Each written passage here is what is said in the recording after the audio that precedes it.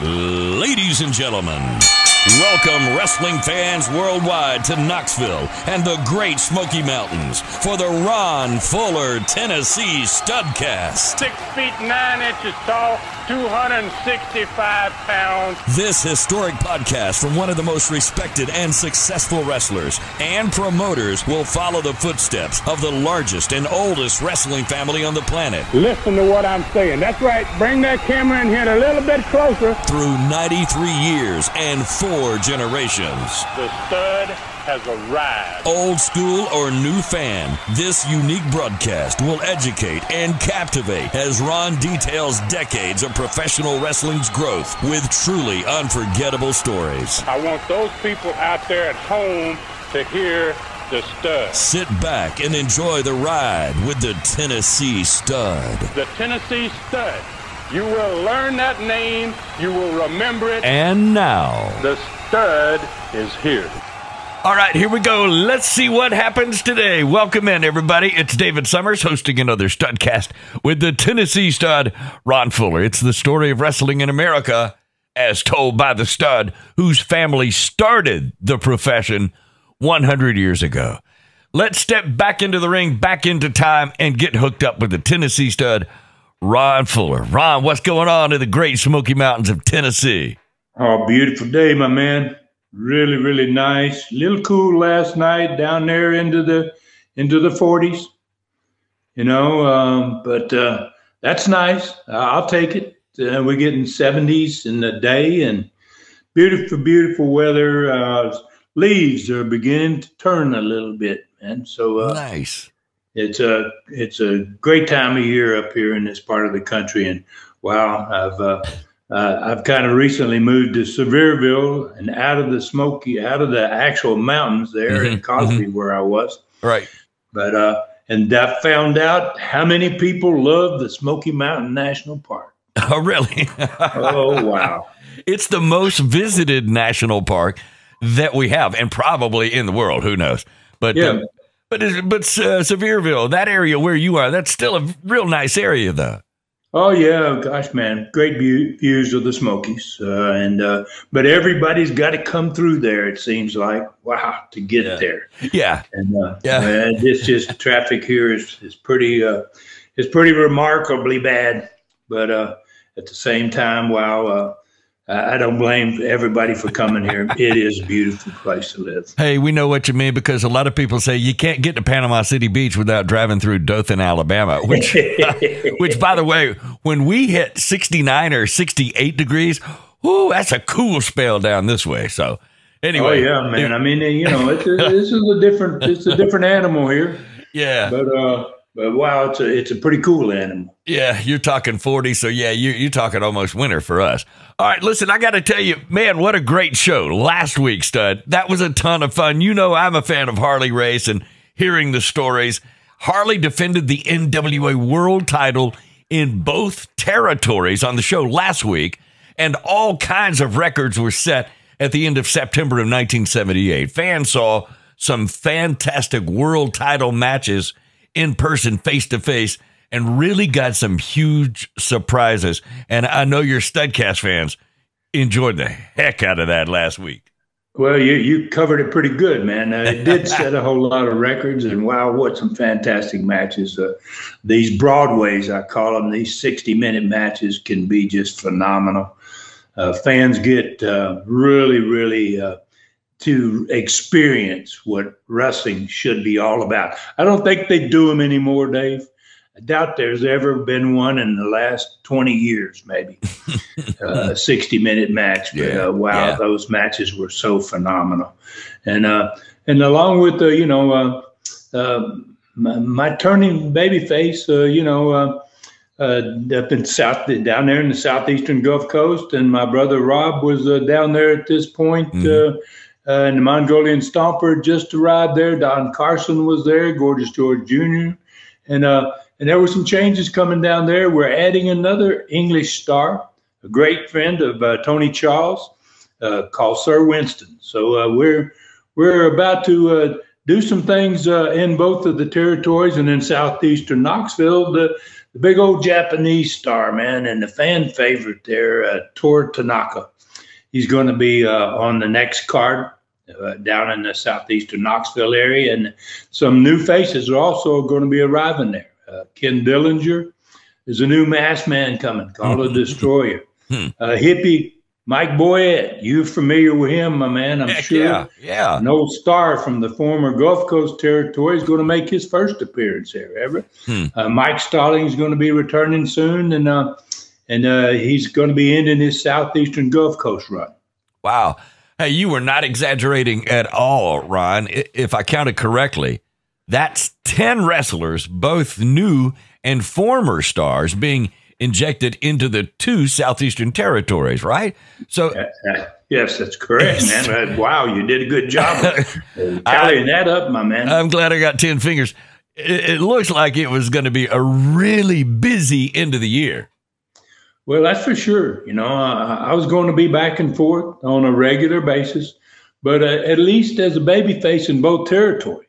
I don't come north and be a babyface and go south and be a heel. That's a little difficult sometimes to pull that off. So there was a lot more changes other than just the talent coming. The entire style of booking in both the territories was also about to change. Robert was taking over the booking in Gulf Coast, and Bob Roop was in charge of Knoxville at this point. And I was going to be in and out of both territories and finish. And I was basically finishing the most strenuous schedule of events and traveling in the history of my career at this point. And in fact, I sat down the other day, Dave, and I figured out how hard I had been working in that first 9 months of 1978. And at that point, I had apartments in both territories, 2 apartments. I had wrestled 250 out of the 270 days of the year so far. Wow. We're 9 months into that 1978. I'd only been off 20 days out of 270. I wrestled 160 times in Gulf Coast and 90 times in southeastern Knoxville. I traveled almost 200,000 miles in only 9 months. And that's including, obviously, the round-trip plane flights from one territory to the other. Wow. Listen, folks who know the late legendary Charlie Daniels, they can relate to that because Charlie Daniels was notorious for touring, and he was going to be out there 2 or maybe even 250 days a year playing. And so he was of course, he's from Middle Tennessee, but man, he was that busy also. And that's kind of crazy that it's something to compare to with a tour guy like somebody like Charlie Daniels. Anyway, this is absolutely remarkable. And you had another 3 months to go before the year was even done, right? Yeah, man. And I was exhausted, man. I remember recalling back, and then especially when I looked at some of these facts and figures, I had about 1 more month to go in Gulf Coast before I was even scheduled to return to Knoxville. Pretty much full time once I went back to Knoxville. Wow. And I was hoping that once I got back to Knoxville, the end of the year was going to be a little easier. But I was finding out, Dave, nothing was easier, man, when you had 2 territories. God. There was no easy ever. I tell you, I'm worn out just listening to that 9-month schedule. All right, so how about we get out of the car, off the plane, change gears, find out where we're going to be riding this week, and what is the title of this Studcast? It is not filled in yet, and I'm getting a little curious. Well, like I said a few minutes ago, while I was looking back at the year of 1978, I found myself looking back all the way to 1975. I looked at 78 and then I got a little bit curious. Wow, how was I doing compared to 75? And that was just 2 months after I started Southeastern Wrestling. I opened up in the fall, actually about the 1st of November in 1974. And so I got to looking at 1975, and I was amazed at what happened that year. And I thought a little change before we continue 1978 might be interesting for the listeners, especially for those that missed that time frame.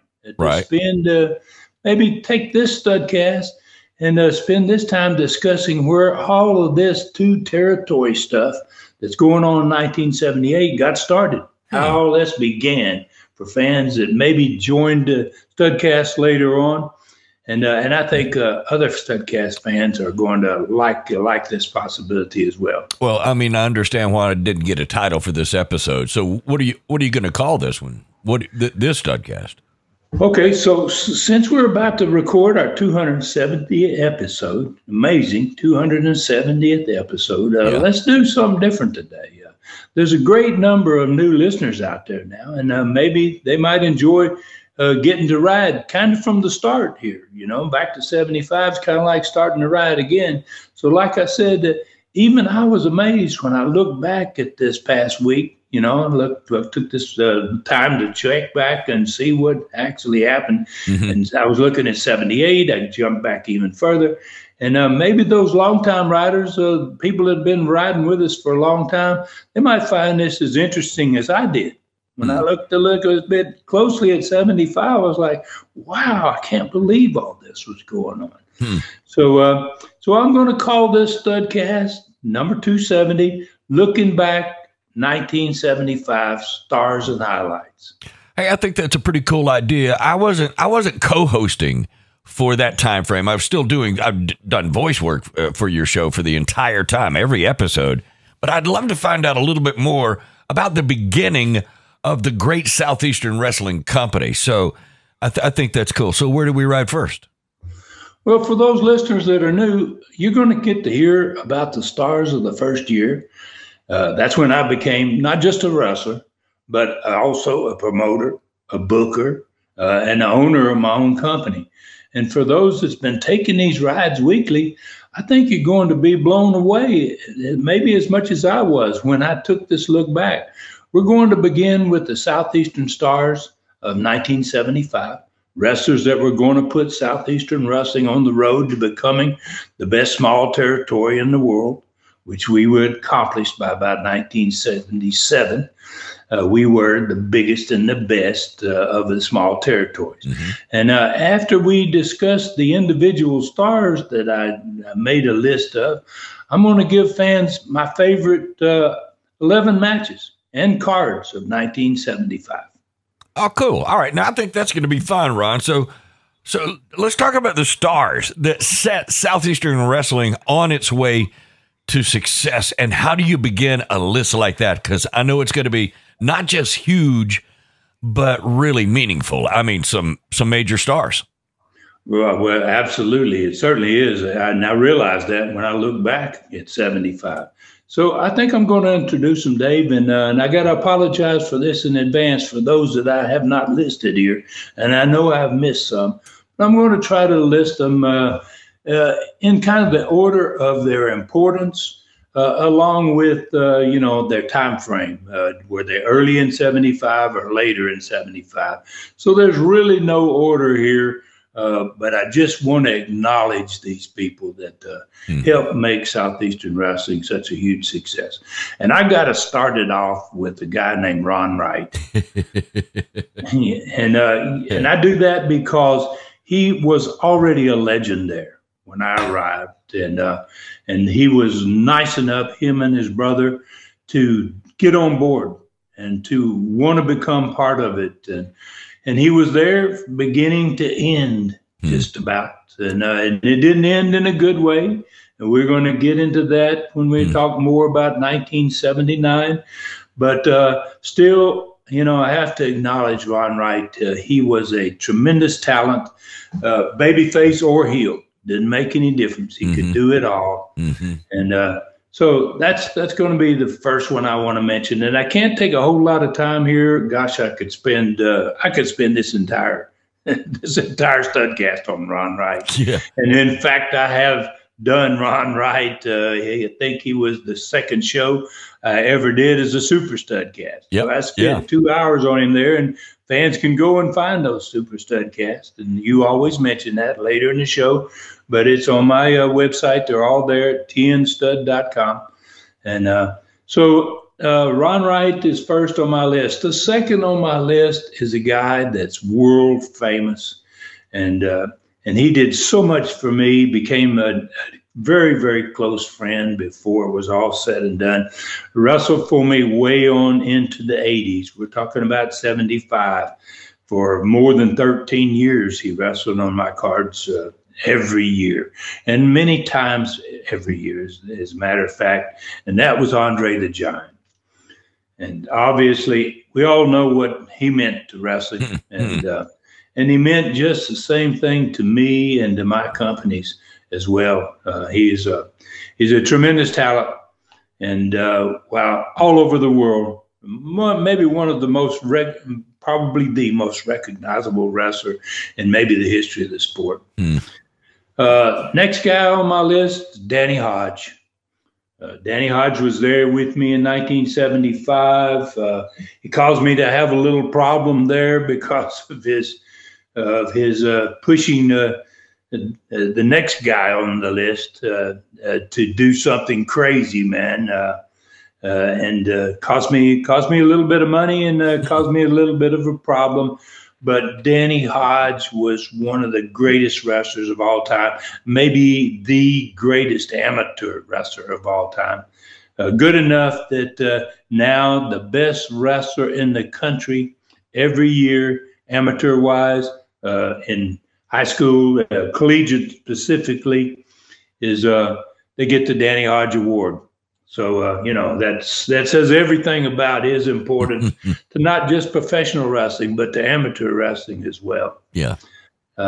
Next guy, just mentioned a little bit of a problem that he and Danny had. And it wasn't really a problem because Danny forced him to do something he didn't want to do. That was Dale Lewis, another great amateur. These two guys were critical to the early part of 1975 because the Knoxville territory had not been filled with a lot of amateur stars, with a lot of great wrestling. They were filled with a lot of street fights and chain matches, and it was a different type of thing when I arrived there. And I wanted to change everything about the wrestling there as much as I could. And that's where Danny Hodge, the Dale Lewis guys, those great amateurs came in there, and they showed people that there's another way to wrestle. And it kind of changed everything for me in 1975. Changed everything. It put Southeastern on the road to being a legitimate sport. And it needed that. I had to do that, I think, to make it the success it became. Dutch Mantell, next one on my list, and Dutch came there as a young guy, really with burning desire to be good. He had an old partner with him, an old Englishman named John Foley, and John Foley was another one of those shooters who was, wow, really, really tough. The fans never realized how bad he could be, John Foley. But John Foley and Dutch Mantell became my first big tag team, and carried the load for the first few months in that territory. Jerry Lawler, next guy on my list, from across the state, Memphis. He became the consummate star in Memphis, Tennessee. He's a legend beyond all others there. I don't think anybody had as many great matches as Jerry Lawler, or as many sellouts in Memphis as Jerry Lawler had. And he came regularly for me. He was a great friend, and he wanted to help me build the territory. And he basically, when I started there in 1974 and then 75, we had a discussion. I actually went to Memphis in 75 and wrestled there a lot. And he told me almost every time I was there, Ron, book me whenever you want. I want to help you. And wow, he really was a big help for me. Wow. Yeah. Another guy, Dave, in that same time frame, another big star in Memphis that same time frame, wanted to do the same thing, and that was Jackie Fargo. And the fabulous one, Jackie, man, wow, what a great wrestler he was. and a big star wherever he went, not just in Tennessee, wherever he went and wrestled, he was a major star. And Jackie Fargo, same thing as Jerry Lawler. Ron, I want to help you. I think you're going to do good over there, and put me on the card when you want. And I really, really appreciated those things. It was really, really necessary. Next guy, first ever NWA World Heavyweight Champion. Probably definitely one of the greatest world champions of all time. Not just in the NWA, he held titles in other organizations before the NWA was established, and that was Lou Thesz. The great one, yeah. The great one, yeah. And, certainly is. And I was able to wrestle Lou on several different occasions.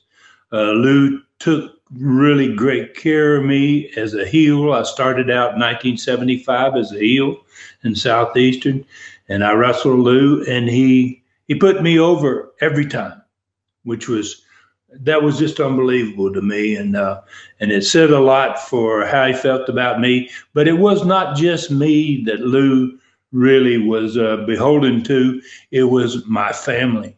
It was my dad. It was really my grandfather, Roy, who was one of the founders of the NWA in 1948.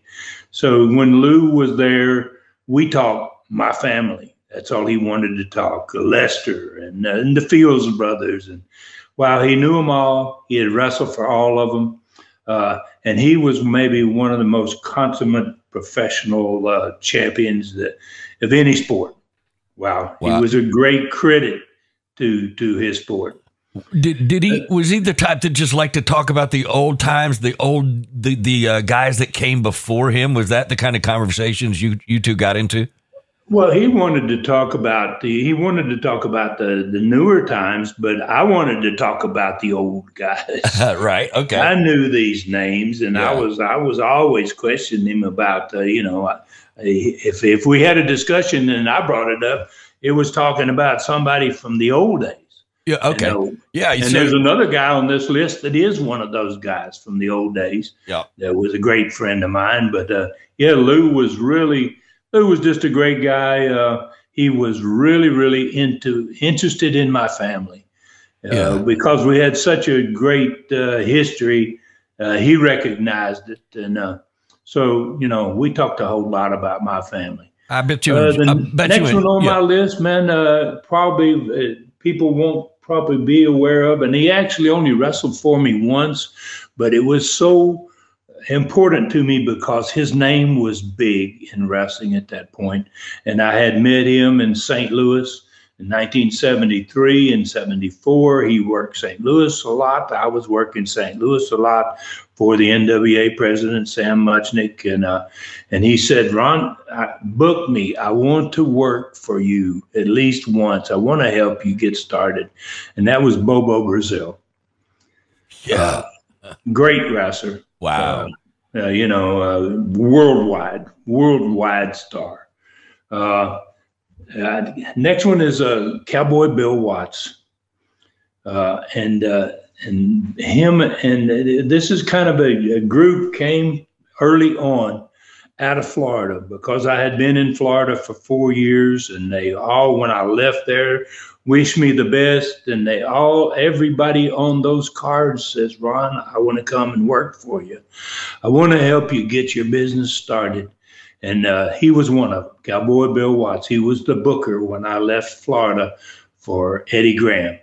And since we mentioned Eddie Graham, Eddie and Mike, his son Mike, are on this list that I've got as well, because not just Cowboy Bill Watts came, but on one of the same shows, Eddie and Mike Graham came as well. They supported me, man, from the Florida territory when I was a young guy and I needed it. And wow, the matches those guys had.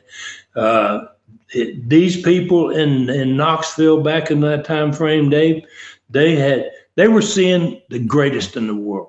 Oh, and no they had never, ever seen this type of talent. And every night they went, and these people were on the card. It was an education for them.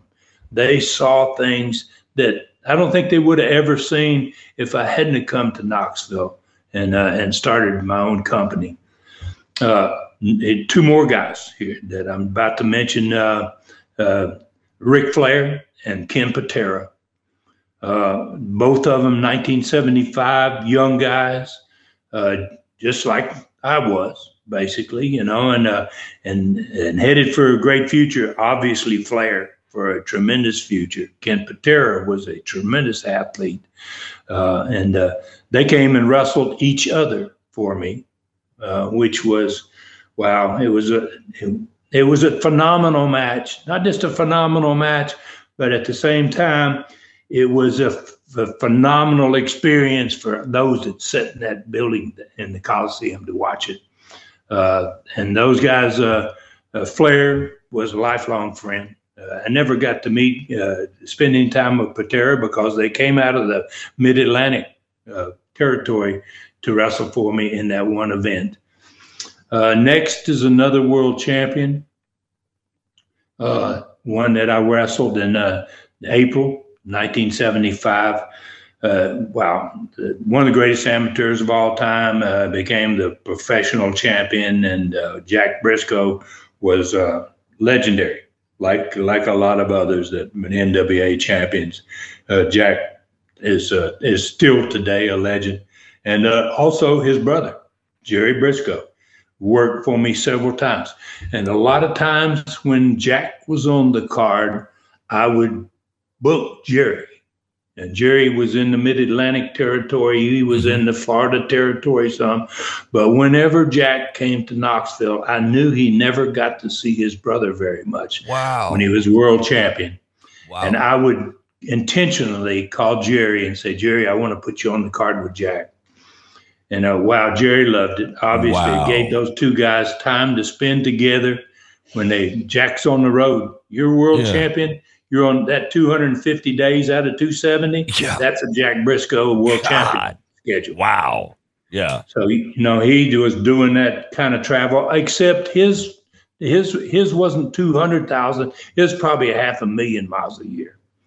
He was flying to Australia and flying to Japan, and flying out into other countries, Canada. And, wow. When you were world champion, it was a grueling schedule. So Jerry always appreciated that fact, and I love Jerry Briscoe. I do shows with him now. In fact, I'm going to do a show here next week with him that he's doing podcast, and so those two brothers right there were phenomenal to me. Jack was kind of a tutor for me. Jack took me under his wing in 1970 when I went and started my career in Florida, and wow, he did so much for me. Next two guys are Australians. And I spent some time in 1973 in Australia, got to know them both very well. They came to America, became a sensation in Memphis, in that territory. And one of them is still a sensation in Memphis. And that's George Barnes and Bill Dundee. And wow, what a tremendous team those two guys were. And they came and worked for me on many occasions, 1975. And whenever fans saw that team, they realized, man, that it's not just Americans who are great wrestlers, but they're Aussies that are just as good. Next one is a Japanese guy, big star, off of the Memphis side of the state, who came and wrestled for me on several occasions. And he's another Japanese that really was so unusual. His style was so unusual. He was a legend in Tennessee. It didn't make any difference what city it was in Tennessee. And that was Tojo Yamamoto. And wow, whether it was Nashville, Knoxville, Memphis, wherever, Chattanooga, Tojo Yamamoto was the Japanese wrestler for the state of Tennessee. And the next one I'm going to do here is he started in 1975 for me. He only wrestled for me about 3 times in 1975. It was my first experience ever with dealing with him. I met him because I wrestled against him in Memphis in 1975. He was in that territory, and I was the Southern Heavyweight Champion. And I met him there, and he is going to come to Knoxville first in 1975, but he is going to become one of maybe the man that's responsible for the success of Southeastern wrestling, and that's the Mongolian Stomper. Never heard of him. Yeah, and that's the truth, man. Wow. I mean, Glossie went everywhere. And not only did he come to Knoxville and he stayed there, when I went to Pensacola, he came there. He did the same thing for us there that he had done in Knoxville. Wow. I owe a lot to him, and I'm really happy to be able to recognize him. Wow. Another guy, great reputation around the country, around the world, and a tremendous talent and a great personal friend that worked for me in all of my territories was the assassin Jody Hamilton, the original, the one and only assassin, in my opinion, Jody Hamilton. I had the Bass Boys. I had Ron and Don Bass, who were really good talent. And I even had the opportunity to have their manager, Sam Bass, who ended up wrestling some too.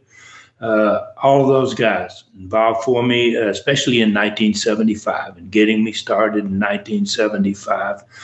Sam Bass lost his life in a horrible car wreck in that same year, in the summer of 75. And, but there was great guys. Ron Bass, close personal friend, and worked for me in Pensacola as well as there.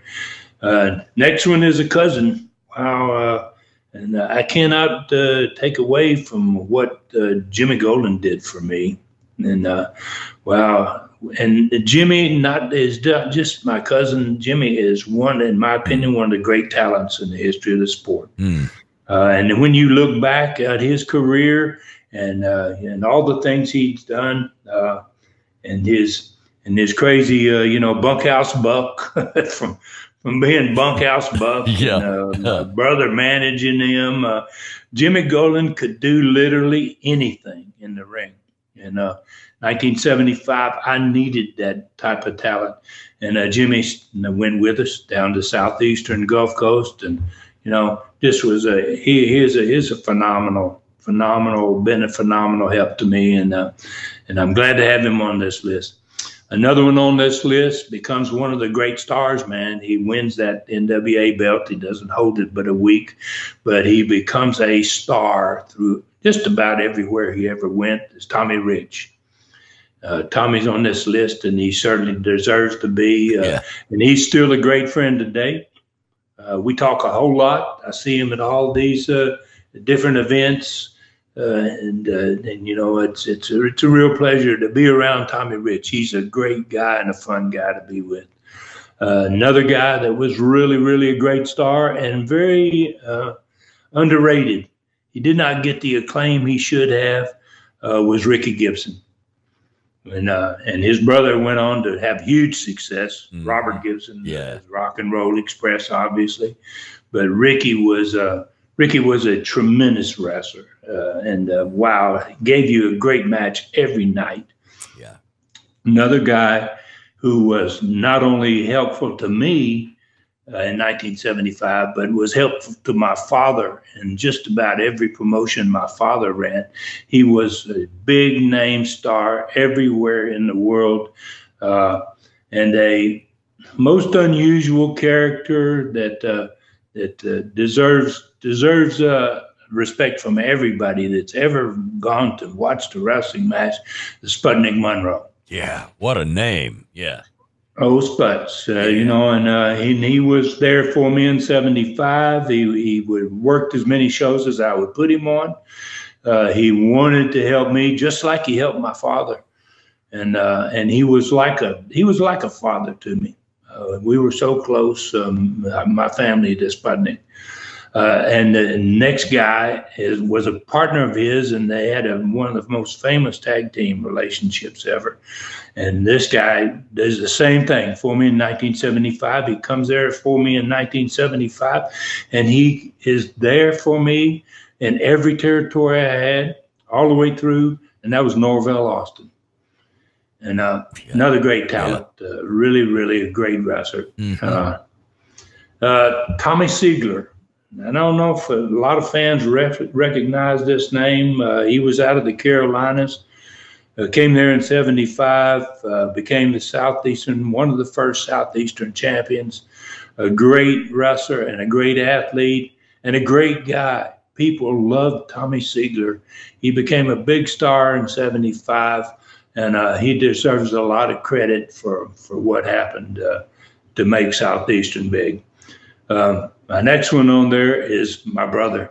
And I don't know what to say about Rob other than the fact that, wow, he didn't just wrestle for me. He booked for us. He probably bled more than anybody in the history of Southeastern. And probably he never ever complained about being hurt. And he was always there, and he still is today. We have a great relationship, although everybody thinks that we're still fighting over who's the Tennessee stud, and sometimes we do still have that argument. Sometimes you let him win, maybe. Yeah, and he brings it up still today. Sometimes, well, who's the real stud? Yeah, right. Wow, I got to give my brother credit here. Then Mr. Wrestling number one. And I don't know that a lot of people got to see him much, but I did use him. I was able to get him to wrestle for me a few times. And I had become involved with him in 1970, 71, 72. He was in Florida. And that's Mr. Wrestling number one, Tim Woods. Tim Woods was a phenomenal amateur wrestler in college, and went on to take the name of Mr. Wrestling. He had that white mask. He and the great, the Mr. Wrestling number two, Johnny Walker. They become tag team partners in Atlanta and just set that territory on fire. Mm-hmm. And Wrestling 1 and 2 spent a lot of time there for me. But Mr. Wrestling was there in '75. And all these, I want to make it apparent to everybody that's listening that that these people, every one of them, were there in 1975. Wrestling 2 showed up later, and a lot of them are going to come later, but Mr. Wrestling was there in that first year, 1975. Two great German boys, Kurt and Karl von Steiger, make their appearance in 1975. They're going to become stars in there in 1976. But these guys were great talents from all over the world. I was lucky to get them. And they came in and they provided some great, great matches. Carried the tag championship belts for most of the time that they were there. I was lucky in 1975 to get one of the hottest wrestling teams in the country. Had them for maybe only 3 or 4 shows, but I'm talking about the interns. They were managed by Dr. Ken Ramey. They were another worldwide wrestling team that was recognized as the best wherever they went. And I had an opportunity to show these different teams to fans that had never seen this type of talent before. Mm-hmm. And that's what made it great. That's what made things happen. Charlie Cook. And when I look back at '75, I didn't even realize that Charlie Cook wrestled for me a couple of times in 1975. And now we're talking about 1978. He's there in Pensacola. He's about to come to the Knoxville territory. But he was originally there in 1975. He was a pro football player with the Pittsburgh Steelers, linebacker, and a great one at that. 9 years he played football before he ever wrestled. But he was one of those guys that came in 1975. Yeah, I don't know what kind of impression he made upon the fans. But I can tell you this, Dave, he made a tremendous impression on me, by golly. He was a great athlete. And I was really lucky and happy to get him in 1978 when we opened down there in Southeastern Wrestling. I had an opportunity to get a star that my dad had wrestled in the 60s in Atlanta, who was one of the hottest wrestlers ever in the history of the Atlanta territory. And he was managed in 1975 when he came to wrestle for me on a couple of shows, 3 or 4 shows, was El Mongo. And he was managed by Rock Hunter, who was actually a wrestler for me and a star for me, basically. So, El Mongo he gave Vance an opportunity to see a different type of Mongolian wrestler. His style was totally different than Archie Henderson's, Archie Goldie's style. And Archie Goldie's Mongolian stomper style was, wow. You couldn't even hardly compare the two in a way. But I was great. It was great for me to be able to get to use the El Mongo.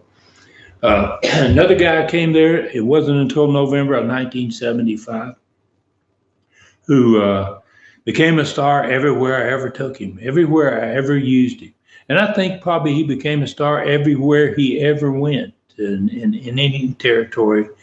And he came in 1975, and he's going to become a staple. He's going to become one of the guys we hang our hat on to get it done for us, and that was Don Carson. Oh, yeah. Wow. So Carson arrived in November 1975. And that's what's great about this. When I look back and I saw all these names, I was like, gosh, I didn't think Carson was there as early as 75. But he was. And he started laying this foundation that you have to build a great territory.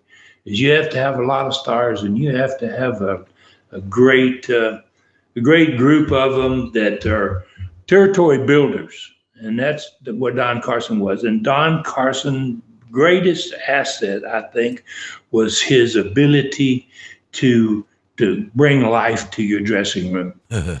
And without Don Carson, I don't think we could have had the success we had, because as time went by, we became known, Southeastern did, for having dressing rooms, Continental, all the territories I ever owned became known for having these great dressing room, the ambiance, man. I mean, everybody was happy. Everybody was talking, and that didn't happen in a lot of big territories. You had these guys that felt like they were the stars, and they didn't talk to each other.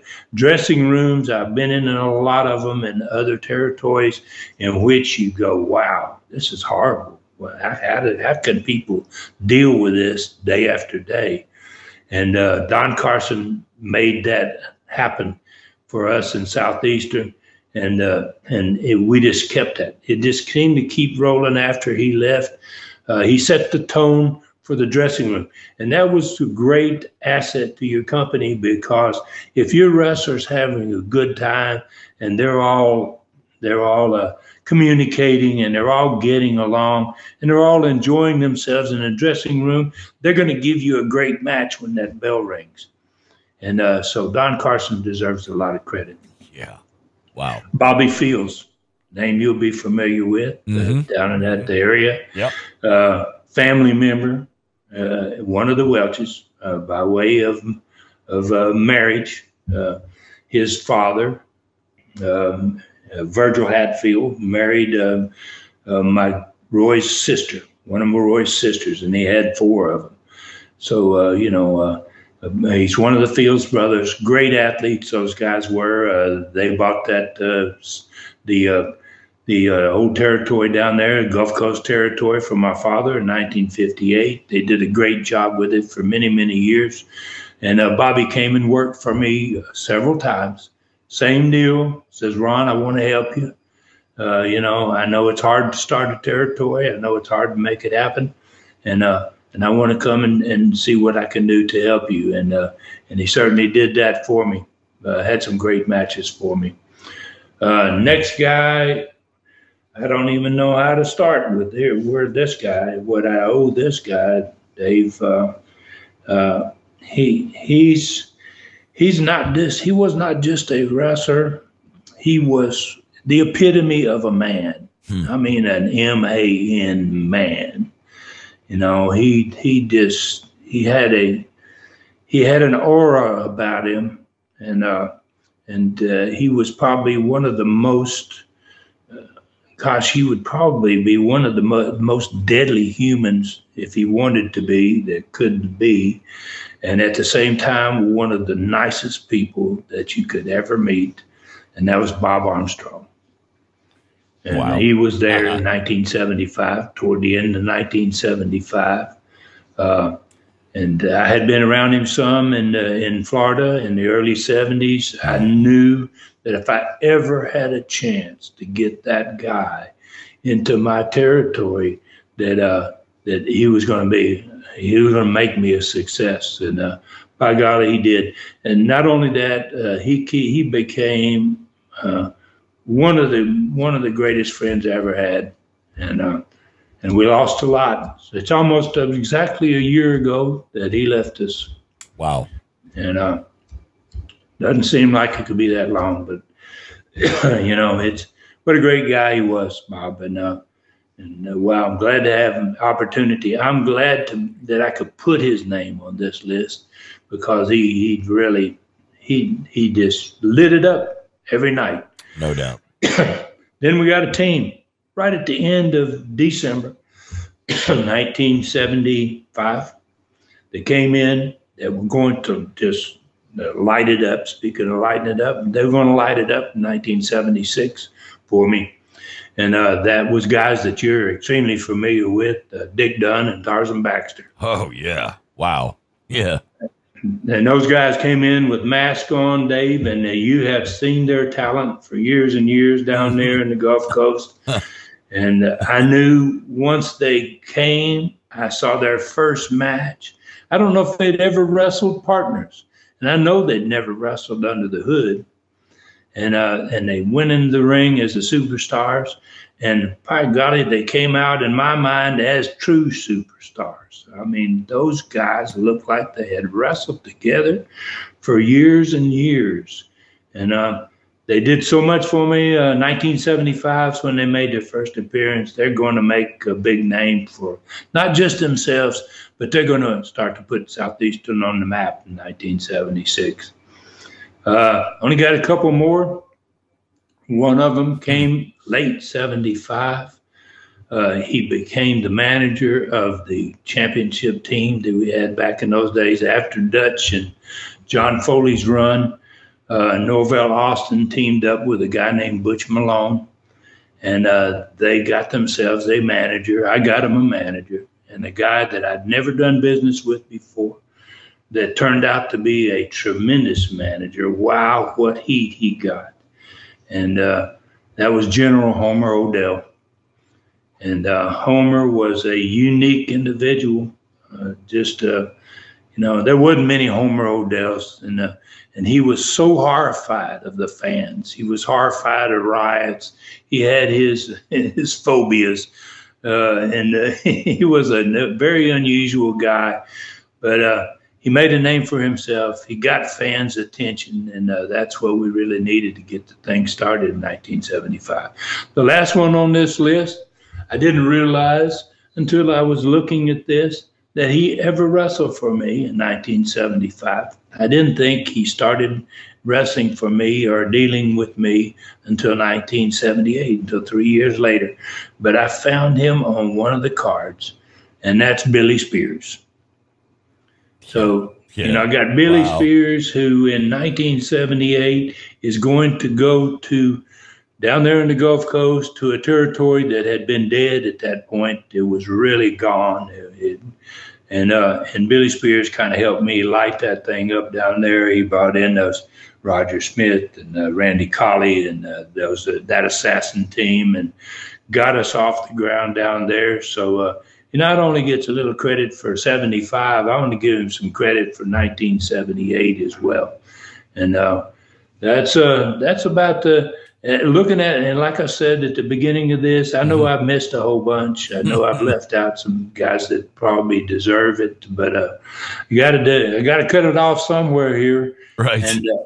And I'm just really, I was blessed to have all this great talent want to come in and want to help me get a territory started that is going to become a big name. And I had never had any idea that Southeastern Wrestling was going to turn into what it did.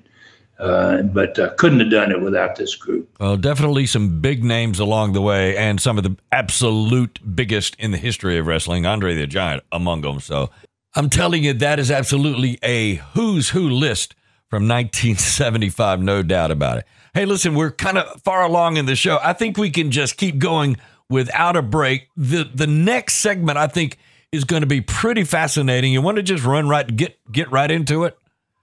Yeah, that'll be great, Dave. Yeah, I didn't realize, like I said, there's a lot involved here. Mm-hmm. And so, yeah, I think, we don't have to have a break into this one. Let's just continue on. And I guess I'll let you know where we're going to ride from here, okay? Why not? Let's do it. Where do we go?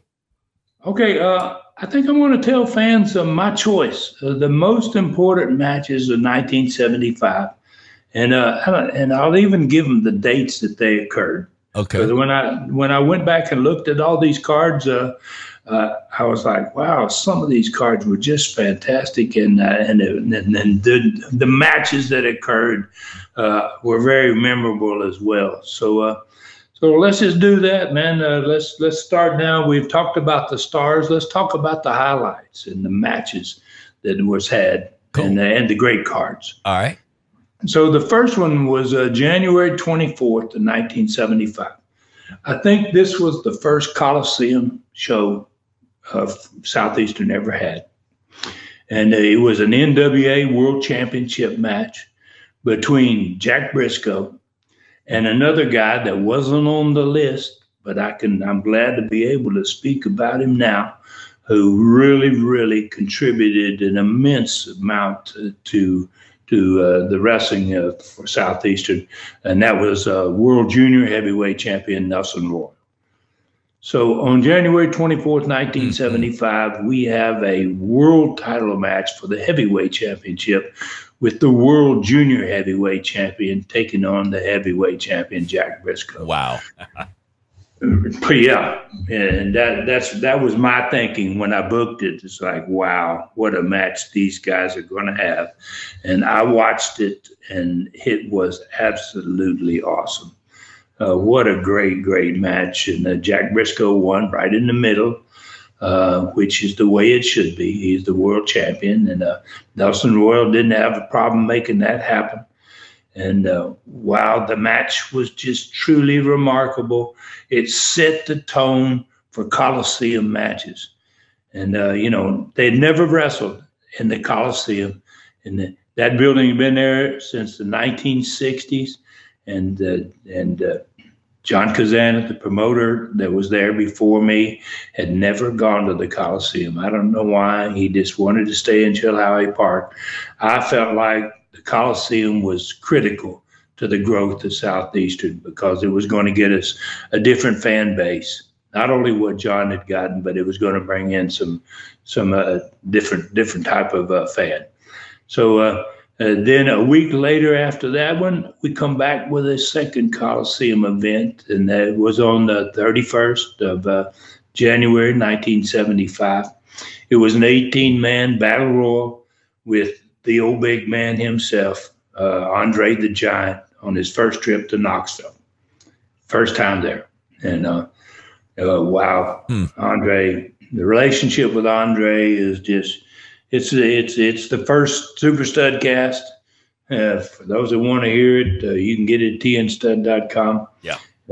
Yep. And that's the first one. And wow, the stories I have of Andre are pretty remarkable.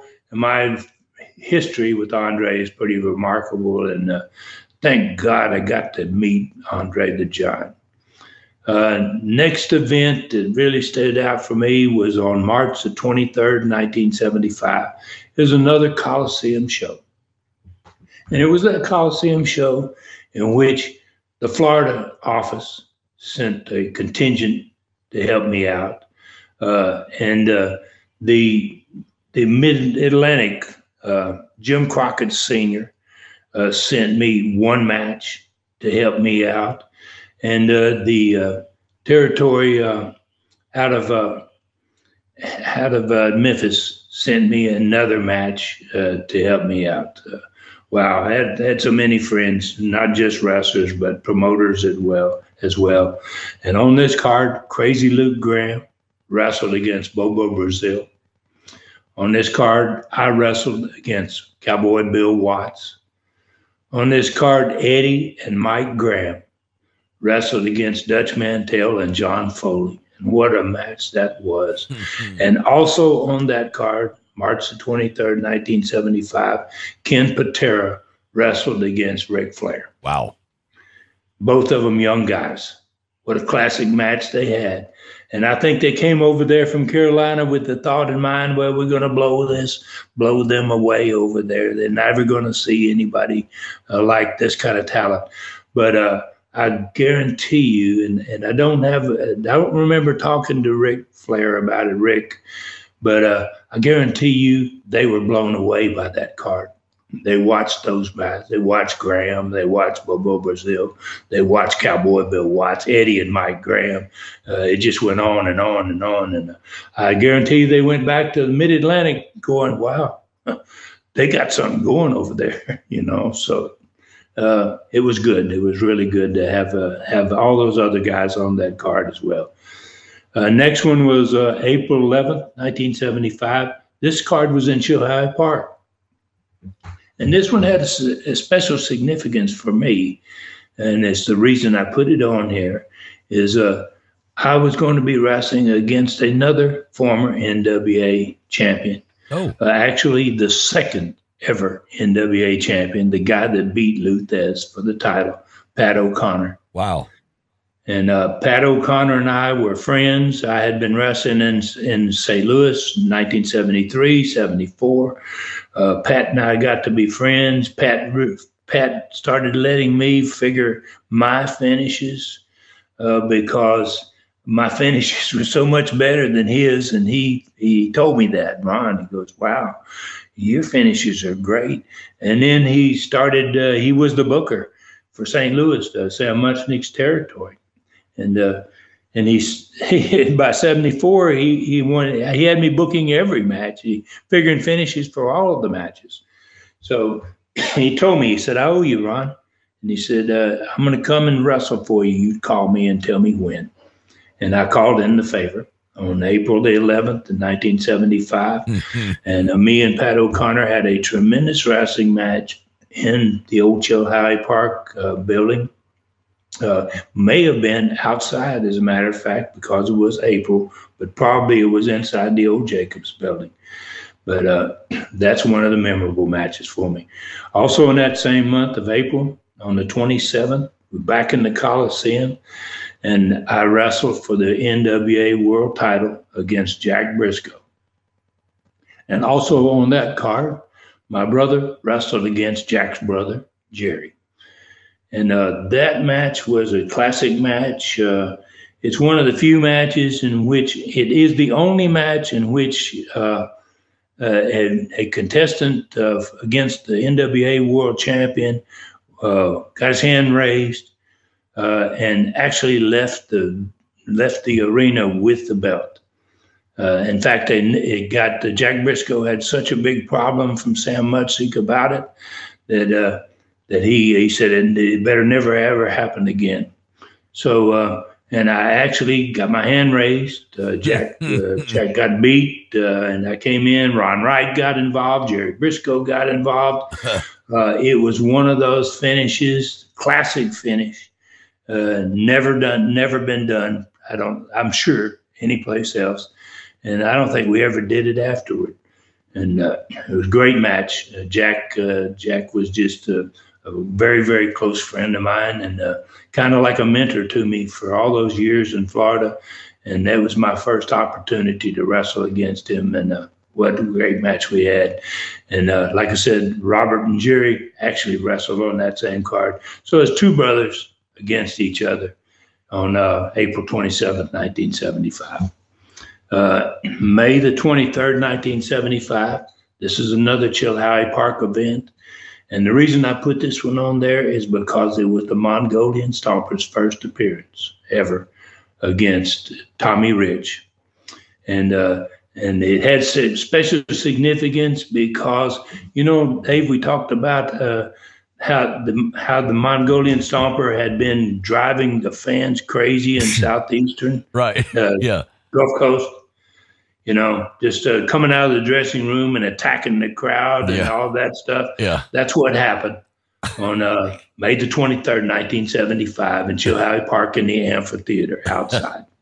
All right. And he had the ringside people, and hardly any of them were in their seats by the time he got his act over. Before Tommy Rich ever got to the ring, Mongolian Stomper had rioted the crowd. And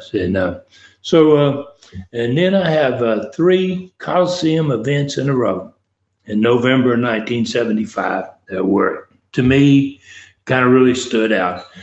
First of all, it was the first time we'd ever had 3 Coliseum events in a row. So obviously it said by November of 1975 that we had grown enough that we're going to be able to run 3 shows in a row in that big Coliseum. So on the 6th of November, 1975, the card was a triple main event. It was me against the assassin, Jody Hamilton, a hair versus mask match. The second main event was a Southern title match between Bob Armstrong and Tommy Siegler. Babyface match. Wow. Gosh, I watched it. It was absolutely phenomenal. And the third main event was a Brass Knucks championship match between Rock Hunter and another babyface who was still a babyface at this point, and a darn good one. People, the fans loved him. Rock Hunter against Ron Wright. 3 top matches. Wow, a tremendous card, worthy of the Coliseum. Then we came back next week with another one on November the 13th, 75. And this was the first ever 2-ring battle royal that we'd ever had in Southeastern wrestling. And the big man, Andre the Giant, was there again. He came in, so we put him in another battle royal, a 2-ringer this time. And I remember one of the promotions we did, and I don't think we ever did anyone like this afterward, but the first 1,000 kids through the door got a free 8x10 photo of Andre. Wow. Okay. So, it was a great promotion. It got the families there. It helped us. It helped us to get to where we were, man. We were starting to try to attract all fans of all the families. It did this, everybody. Wow, it was a great promotion, and it really just blew people's mind. Then on the very next week after that, on November 20th, 1975, Jack Briscoe was back for his 3rd title defense of the year. And guess who he was with in this one, Dave? You probably can't guess, but he was still a babyface. And wow, he deserved it. Ron Wright. No, come on. Jack Briscoe against Ron Wright. For wow. The world title. Okay. Wow. So, I mean, that to me alone says, wow, this has got to be on the list. I mean, I don't know how many times Ron Wright, well, I know Ron Wright wrestled for the world title probably quite a few times because he was a top star long before I ever came to Knoxville. He was a top star there. And then the last card we don't touch on was Christmas night, 1975. And it was the first ever Christmas Day card for Southeastern. And what really struck me is I had been a heel for almost all that year, from the very beginning of the opening of the territory all the way into the summer of 1975. Most of those matches I had was against the big baby face, Ron Wright. And on December of 1975, Christmas Day, 2 bitter foes, man. For most of 1975, we teamed up to win the Tennessee Tag Championship from Norvell Austin and Butch Malone, managed by General Homer Odell. Wow. All right. There's another incredible list and a ton of memories coming back for Knoxville folks in 1975, especially. That is awesome. That's a remarkable Studcast, Ron. So, all right, what are the plans for, you want to do this again sometime, like follow up with 1976? Well, it kind of depends on how listeners have enjoyed this one, and hopefully, I communicate with people on social media, and I put in lots of posts, but hopefully they kind of let me know, on my social media sites, whether they like this or not. If they do, then I'll be glad to do one for 76 and 77 and even 78. So they just need to let me know, and I may post something and leave them the opportunity to tell me yes or no. If they liked it, we'll do another one, and if they don't, we'll continue doing what we have been doing. It's kind of going to depend on how the listeners have enjoyed it, and hopefully everybody out there, if you just let me know what you think about these, we might be able to go ahead and do another one in this year. That we're into 1978. Next week, we're going to go back kind of to what we normally do. But they just let me know. We'll see what happens. All right. And speaking of all those social media hits and the stuff like that, that's kind of the next thing up on the plan.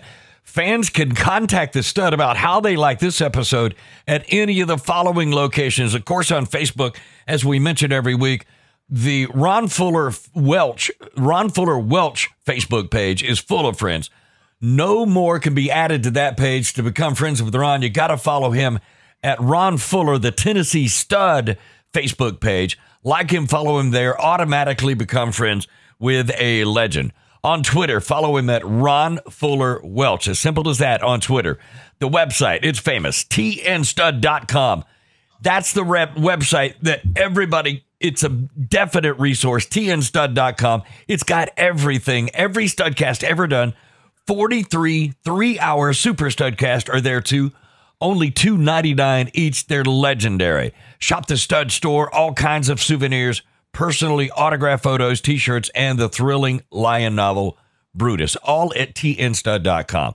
Southeastern Rewind on YouTube. Great place to find your Studcast every week as well.